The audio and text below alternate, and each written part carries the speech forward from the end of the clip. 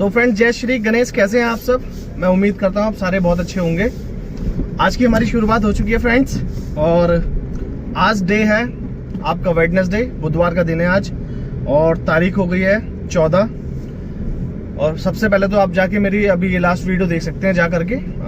मैंने जो 12 तारीख की अर्निंग करी थी उसकी वीडियो अपलोड मैं कर चुका हूँ और वो यूट्यूब पर आ गई है, जस्ट अभी अभी अपलोड हुई है।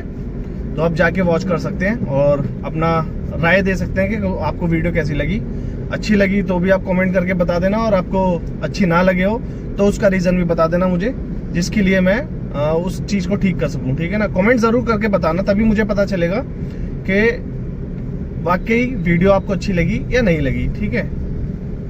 तो फ्रेंड्स, आज हम बात करेंगे इस टॉपिक पे कि हम ज़्यादा से ज़्यादा अर्निंग कैसे कर सकते हैं, और अपनी ज़्यादा अर्निंग करने के लिए हमें किन चीज़ों का ध्यान रखना है, किन बातों का ध्यान रखना है। तो आज इस चीज़ पे हम चर्चा करेंगे। आपके लिए मैं ये वीडियो लेके आया हूँ फ्रेंड्स। ठीक है?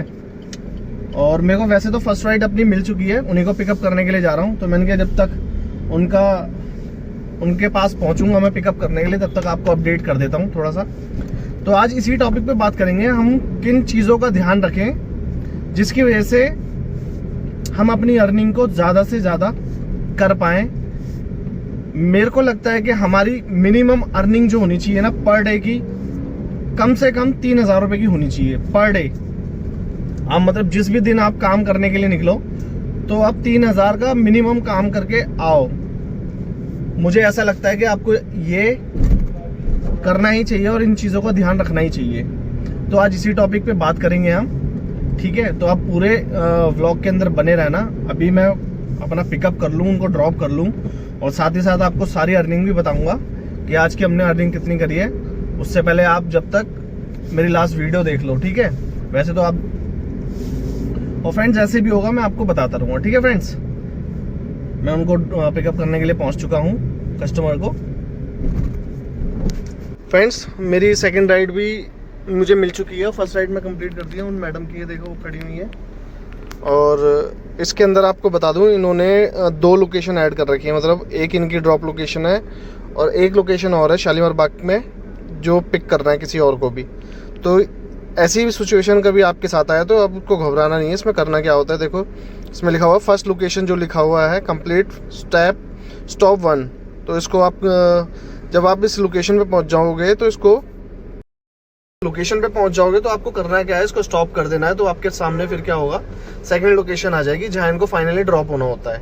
तो अभी इनको पिक कर लिया मैंने, अब दूसरे व्यक्ति को भी पिक करना है, जो दूसरा पैसेंजर होगा उसको भी पिक करना है। तो शालीमार बाग की उनकी लोकेशन है।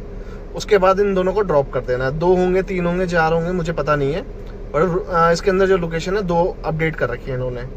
तो उसी हिसाब से फेयर भी हमें मिलता है। ठीक है फ्रेंड्स? तो फ्रेंड्स, फाइनली मेरी 2 राइड कंप्लीट हो चुकी हैं, और उसकी अपडेट आपको दे देता हूं मैं। अभी तो मैंने ऑफलाइन कर रखा है, सिर्फ रैपिडो को ऑन कर रखा है। तो पहले आपको दोनों राइड की एक बार अपडेट दे दूं। ठीक है? अभी पहले उससे पहले आप देख लीजिए टाइम क्या हो रहा है। 12:21 का टाइम हो रहा है। और फर्स्ट राइड जो मेरे को मिल गई थी, राइड आ रही है मेरे पास एक गुड़गांव की, चलो जाने दो उसको।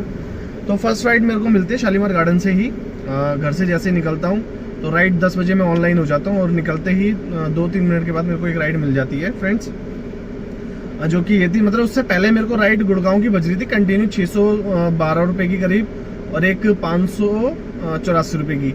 तो ये गुड़गांव की राइड मेरे को बज रही थी, पर मैंने दूसरे फ़ोन में चेक करा था अपना गुड़गांव की लोकेशन, सुशांत लोक की। तो कम से कम 2 घंटे का सफ़र दिखा रहा था मुझे, 2 घंटे का टाइम लगता है उसके अंदर, और 584 रुपये मिल रहे थे उसके अंदर। वो राइड मैंने बिल्कुल नहीं ली, क्योंकि मेरे को लग रहा फिर यार 2 घंटे उसमें ट्रैफिक में फंसने से बढ़िया कि दिल्ली में राइड मार लेते हैं अपना, वो ज़्यादा ठीक रहेगा। तो इसी कारण फिर मैंने ये राइड उठा ली थी। दिल्ली की थी राइड ये। शालीमार गार्डन से मैंने इनको पिक किया था, और इनको मैंने संगम पार्क कल्याण विहार के पास छोड़ दिया था। प्रताप बाग के पास पड़ता है ये, GT करनाल रोड पर। तो फ्रेंड्स, गाड़ी चलती है इसमें 19.5 किलोमीटर, टाइम लगता है 55 मिनट का, और फेयर बनता है कस्टमर का 456 रुपये, और हमें मिल जाते हैं इसके अंदर 332 रुपये, प्लस एक 100 रुपये का एनसीडी टोल मिल जाता है। तो 432 रुपये हमारे हो जाते हैं इस राइड के अंदर। फ्रेंड्स, मेरी कोशिश तो यही रहती है कि मैं अपनी फर्स्ट राइड जो हूँ वो शालीमार गार्डन से ही पिक करूँ, क्योंकि मुझे एमसीडी टोल उसके अंदर एक 100 रुपये का मिल जाता है। मेरी कोशिश ये रहती है, बट कभी कभी नहीं मिलती है वहाँ से राइड, तो फिर कहीं और से भी उठानी पड़ जाती है, जैसे दिलशाद गार्डन या दिलशाद कॉलोनी या सीमापुरी से भी। तो फ्रेंड्स, इनको ड्रॉप करने के बाद तुरंत ही फिर मेरे पास एक राइड और आ जाती है, वो रैपिडो के अंदर थी, उसकी अपडेट मैं दे देता हूँ आपको। इनको जस्ट अभी अभी मैंने ड्रॉप करा है और इनको मैंने पिक किया था अशोक विहार से, दीप इनक्लेव अशोक विहार से इनको मैंने पिक करा था फ्रेंड्स, और ड्रॉप कर दिया मैंने इनको लाके। फर्स्ट इनका स्टेप था अशोक विहार, सीकर दिल्ली, ये तो राजस्थान कुछ ऐसा लिखा हुआ है, मतलब शालीमार बाग मेट्रो स्टेशन से मैंने फर्स्ट जो स्टॉप था वो कंप्लीट करा था। उसके बाद जब दूसरा बंदा बैठ गया था इसके अंदर, तो फिर मैंने ड्रॉप लोकेशन उसमें एक्टिव कर दी थी। तो फाइनली जो मैंने इन सबको दोनों को ड्रॉप कर दिया वो कराया वसंत कुंज के अंदर, सेक्टर डी। तो वसंत कुंज में इनको ड्रॉप करा फ्रेंड्स, और गाड़ी चली थी हमारी इसमें 34 किलोमीटर, टाइम लगा है 69 मिनट्स का टोटल राइड में, और फिर हमें मिलता है 478 रुपये, 478। तो फ्रेंड्स, फाइनली मेरी 2 राइड और कंप्लीट हो चुकी है, उसकी भी अपडेट आपको दे देता हूँ मैं। उससे पहले आप देख लीजिए, टाइम हो रहा है 3:49, यानी कि 50 मिनट ही मान लीजिए आप। और सीएनजी भी मैंने फुल करा लिया अपनी गाड़ी के अंदर, खाना भी खा लिया है। आधे पौने घंटे के बाद एक राइड मिल जाती है, जो कि छोटी सी राइड थी। इनको मैंने वसंत कुंज से पिक किया था और ड्रॉप कर दिया था 2 किलोमीटर पे ही। एक्चुअली क्या था कि जिन मैडम को मैंने पिक किया था ना, उनको अपने बच्चे को स्कूल से लेके आना था वसंत कुंज से ही, तो वो 2.5 किलोमीटर की डिस्टेंस पे था और 500 मीटर पे पिकअप था मेरा। तो टोटल मेरी ये राइड थी ना 3 किलोमीटर की राइड थी। तो इनको वसंत कुंज से ही पिक किया था और सेक्टर बी वसंत कुंज में इनको ड्रॉप कर दिया था, क्योंकि स्कूल था वहाँ पे, स्कूल पे बच्चे को लेना था। फ्रेंड्स, इसके अंदर जो गाड़ी चली थी 2.6 किलोमीटर दिखा रहा है और टाइम लगा था 9 मिनट का मात्र। फेयर बना था इसमें 128 रुपये और ओला ने हमें दिए थे 125 रुपये। फ्रेंड, इनको ड्रॉप करने से पहले ही इन्होंने मुझे बोल दिया था कि आप मुझे वापसी वहीं छोड़ देना, मुझे और मेरे बच्चे को। तो मैंने इनको हाँ कर दिया था, मैंने कहा ठीक है कोई दिक्कत नहीं है। तो हमारे जो बना था पैसे 128 रुपये बने थे, इनसे 128 रुपये फिर वापसी छोड़ने के भी ले लिए थे मैंने। तो टोटल इनसे 260 रुपये लिए थे मैंने। फ्रेंड्स, इनको ड्रॉप करने के बाद ही तुरंत मेरे पास एक राइड और आ जाती है, जो कि ये थी सेक्टर सी वसंत कुंज से ही इनको मैंने पिक करा था और ड्रॉप कर दिया सेक्टर 6 रोहिणी न्यू दिल्ली के अंदर। गाड़ी चली है इसमें 31.7 किलोमीटर, टाइम लगा 1 घंटा 17 मिनट का। फेयर कलेक्ट हुआ है ओला के तरफ से 462 रुपये और हमें ओला ने दिए हैं 432 रुपये 15 पैसे। फ्रेंड्स, तो फ्रेंड्स फाइनली अब बात कर लेते हैं हम अपना उस टॉपिक पे जिस टॉपिक के लिए आज ये वीडियो बना रहे हैं हम। अर्निंग के तो बनाते ही रहता हूँ और आज अर्निंग की भी आपको मैं डिटेल दूंगा ही लास्ट में पूरी। तो आज फाइनली इस चीज की बात कर लेते हैं हम कि हम अपनी अर्निंग ज्यादा से ज्यादा कैसे कर सकते हैं। तो उसके लिए हमें करना क्या है फ्रेंड्स, सबसे पहले तो हमारी जो मेन चीज है वो है हमारी गाड़ी। अगर आपको ज्यादा अर्निंग करनी है, अच्छी अर्निंग करनी है, तो आपको एक बेहतर अच्छी गाड़ी चाहिए जिसका इंजन बढ़िया हो, टायर अच्छे हों, मतलब ऑल ओवर जो भी गाड़ी की परफॉर्मेंस होती है वो एकदम बढ़िया होनी चाहिए। उसके अंदर आ जाता है एसी। मेन गर्मियों का टाइम है तो गर्मियों में एसी बहुत जरूरी है, आपका एसी बहुत अच्छे से काम करना चाहिए। ये चीज हो गई। सेकंड चीज हो गई आपकी कि गाड़ी आपकी एकदम क्लीन होनी चाहिए, बाहर से भी और अंदर से भी। इस चीज का भी आपको ध्यान रखना है, गाड़ी हमारी एकदम क्लीन होनी चाहिए, क्योंकि इससे भी हमारे परफॉर्मेंस पे बहुत फर्क पड़ता है। क्योंकि अगर गाड़ी गंदी हुई या गाड़ी में कोई प्रॉब्लम हुई तो हमारे परफॉर्मेंस पे फर्क पड़ेगा ही पड़ेगा, क्योंकि वो कंप्लेंट फिर कंपनियों पे जाती है और कंपनी आपकी रेटिंग कम कर देती है। तो इस कारण आपको इस चीज को ध्यान में रखते हुए ही गाड़ी को मेंटेन करके रखना है हर तरीके से। चाहे कोई भी चीज हो, वो किसी भी चीज को लेकर के हो गाड़ी की, उसको मेंटेन करके रखना है आपको। सर्विस हो, टायर हो या फिर एसी हो या कोई भी चीज हो सकती है वो। और फ्रेंड्स, हमें क्या ध्यान रखना है, थर्ड चीज हमें ये याद रखनी है हमें अपनी, कि हम जिस भी एप्लीकेशन के अंदर काम करते हैं ना, आपको ये ध्यान रखना है कि उसके अंदर हमें एक एप्लीकेशन को यूज करने का सही तरीका, यानी कि सही तरीका होता है यही कि आप ज्यादा से ज्यादा राइड करो उसके अंदर। ज़्यादा राइड करने का मतलब तभी आपकी रेटिंग अच्छी होगी। और कस्टमर को जब भी ड्रॉप करो तो उनको प्लीज़ रिक्वेस्ट ज़रूर करो उनको कि रेटिंग वो आपको कर दे। वैसे ऑप्शन आता है रेटिंग करने का, तो रेटिंग करते ही करते हैं, पर कोशिश आपकी रहे कि आप भी बोलो कस्टमर को। अगर आप नहीं बोलोगे तो दिक्कत होगी, ठीक है ना। बोलना ज़रूरी है, कस्टमर को बोलो रेटिंग करने के लिए। रेटिंग आपकी अच्छी होगी, आपको परफॉर्मेंस आपकी अच्छी रहेगी, आपको काम अच्छा मिलेगा, ठीक है फ्रेंड्स। ये भी बहुत ज़रूरी वाली बात है जो ध्यान में रखनी है आपको। और हमारी चौथी बात आ जाती है ये कि हमें जिस भी एप्लीकेशन के अंदर हमें काम आपको लगता है कि मेरे को ओला के अंदर अच्छा काम मिलता है, या उबर में, या रैपिडो में, या इनड्राइव में, ये 4 डिवाइस हम यूज़ करते हैं, जिसमें भी आपको बेहतर काम लगता है, अच्छा काम लगता है ना, उसका रिचार्ज हमेशा होना चाहिए आपका। अगर आपने रिचार्ज नहीं करा तो आपको राइड बिल्कुल भी अच्छी नहीं मिलेगी। राइड मिलेगी आपको, उस पर कमीशन भी आपको बहुत ज़्यादा देनी पड़ेगी, और राइड जो मिलेगी ना 200, 300, 150, 100 इस तरीके की राइड मिलेगी, बड़ी राइड नहीं मिलेगी आपको, लंबी राइड नहीं मिलेगी। और हमारा काम जो चलेगा ना, लंबी राइड से ही काम चलता है, छोटी राइड हमारे को कम यूज़ करनी पड़ती है, ठीक है फ्रेंड्स। ये सारी बातें हो गई। तो ये सारी चीज़ें होती हैं जिस वजह से हमारी राइड अच्छी हो जाती है। और राइड आपको ज़्यादा से ज़्यादा ही करनी है। ऐसा नहीं है गाड़ी को साइड में लगा लिया आपने और पैर फैला के लेटे हुए हो, आराम कर रहे हो, नहीं। अगर ज़्यादा ही दिक्कत लग रही है तो वो बात एक अलग है। अदरवाइज आपको ये काम करना नहीं है, अपना काम करते रहो, ठीक है। जब भी थोड़ा सा टाइम मिले, खाना वाना खाओ, अपना गाड़ी बंद कर दो। बंद करने के बाद अपना चाहे आगे का बोनट खोल दो, उसको ठंडी हो जाएगी गाड़ी। तो ये सारी बातें का ध्यान रखना पड़ता है हमें, क्योंकि गाड़ी हमारी बहुत चलती है। तो फ्रेंड्स फाइनली आप समझ गए होंगे, ठीक है ना। यही कुछ चीज़ें होती हैं जो हमें ध्यान रखनी पड़ती हैं, जिसकी वजह से हमारी अर्निंग पे एक फ़र्क पड़ता है। अब बाकी देखते हैं। अब ऑनलाइन हो चुका हूँ मैं, जैसे भी राइड कोई आएगी तो उसकी अपडेट दूंगा मैं आपको, ठीक है ना फाइनली। तो मिलते हैं आपसे थोड़ी देर बाद, जब तक के लिए जय श्री गणेश। बाकी आपको कोई क्वेश्चन हो तो कमेंट बॉक्स में पूछ लेना, मैं आपको आंसर कर दूंगा। तो फ्रेंड्स फाइनली मेरी और भी राइड कंप्लीट हो चुकी है, और अभी मैं खड़ा हुआ हूँ नोएडा में। सेक्टर 128 है या 138 है, ऐसी कुछ है, मुझे ठीक से याद नहीं है। मैं फिर भी आपको अपडेट कर देता हूँ। लास्ट जो मैं था रोहिणी के अंदर था, जहाँ से मैंने आपको लास्ट अपडेट करा था। तो फ्रेंड्स वहाँ से फिर मेरे को खाना वाना खाने के बाद फिर मेरे को राइड मिल जाती है एक करीब 15 से 20 मिनट के बाद।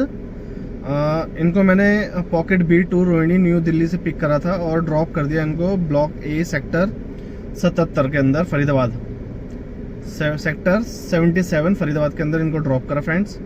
गाड़ी चली थी इसके अंदर 57 किलोमीटर ये दिखा रहा है, पर गाड़ी चली थी 62 किलोमीटर इसके अंदर, लोकेशन में दिख गया था मुझे। और टाइम लगा था 1 घंटा 43 मिनट का।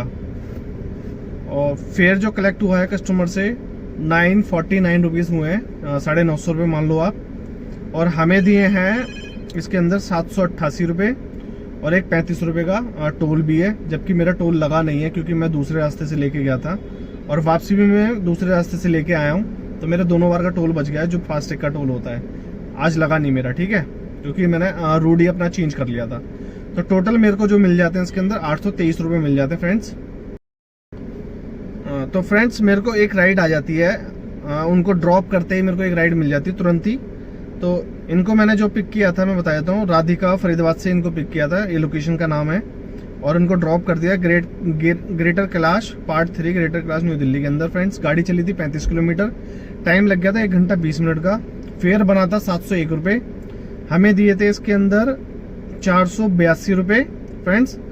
और इसके अंदर हमें 135 रुपये का टोल मिल जाता है, 100 रुपये का MCD और 35 रुपये का फास्टैग। इसमें मेरा कोई फास्टैग लगा नहीं था, ये प्रॉपर मेरे को बचे हैं। और एक 40 रुपये की टिप मिली है मुझे इसके अंदर। तो टोटल जो मेरे को इसके अंदर फेयर मिल जाता है मेरा 657 रुपये 95 पैसे मिल जाता है फ्रेंड्स। और इनको ड्रॉप करते ही मेरे को एक तुरंत वहीं से ही मेन रोड से ही राइड मिल गई थी। एक्चुअली क्या, मैंने इनको जो छोड़ा था ना अपनी इन राइड को जो मैंने छोड़ा था, और भैरव मंदिर, कालका जी भैरव मंदिर से थोड़ा आगे ही छोड़ा था इनको मैंने। तो वहाँ से मेरे को एक ऑफलाइन राइड मिल जाती है, और इनको लेके आया हूँ मैं ग्रेटर नोएडा के अंदर फ्रेंड्स। ये मैक्स हॉस्पिटल है यहाँ पर, स्पेशलिस्ट मैक्स हॉस्पिटल 128 से 138 है सेक्टर ये। तो इनको मैंने यहाँ ड्रॉप कर दिया फ्रेंड्स। और इनसे मैंने लिए थे 600 रुपये, 600 रुपये इनसे मैंने कैश में लिए हैं फ्रेंड्स। ऑफलाइन ट्रिप थी ये मेरी, और इसके अंदर गाड़ी चली थी मेरी 22 किलोमीटर, टाइम लगा था मुझे इसके अंदर 50 मिनट का ये।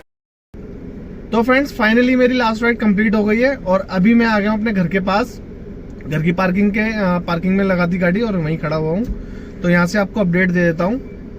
लास्ट जो मैं ड्रॉप करा था मैंने नोएडा के अंदर फ्रेंड्स, उनको मैक्स हॉस्पिटल के पास ड्रॉप कर दिया था मैंने, सेक्टर 128 फ्रेंड्स। उनको वहाँ ड्रॉप करने के बाद मुझे फिर 15-20 मिनट वेट करने के बाद मुझे एक राइड मिल जाती फाइनली, जो कि ये थी। इनको सेक्टर 131 नोएडा से पिक करा था मैंने और ड्रॉप कर दिया इनको कश्मीरी गेट टर्मिनल पर फ्रेंड्स। गाड़ी चली इसमें 25 किलोमीटर, टाइम लगा इसमें 39 मिनट का, और फेयर कस्टमर से कलेक्ट होता है 472 रुपये, और हमें मिल जाते हैं इसमें 349 रुपये प्लस 100 रुपये का एमसीडी टोल मिल जाता है, तो 449 हो जाते हैं फ्रेंड्स।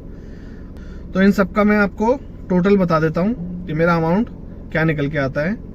एक राइड मैंने 600 रुपये की ऑफलाइन करी है, एक राइड मैंने 130 रुपये की ऑफलाइन करी है, और फ्रेंड्स रैपिडो के अंदर एक राइड करी है 478 रुपये की, और 6 राइड करी है मैंने ओला में, उसका फेयर बनता है 2550 रुपये, और 370 रुपये का हमें टोल मिल जाता है एमसीडी और फास्टैग मेरा जेब से कुछ भी नहीं लगा है। दोनों टोल मैंने बचा लिए फ्रेंड्स, फरीदाबाद के थे दोनों ही, आने और जाने के, तो दोनों मैंने बचा लिए।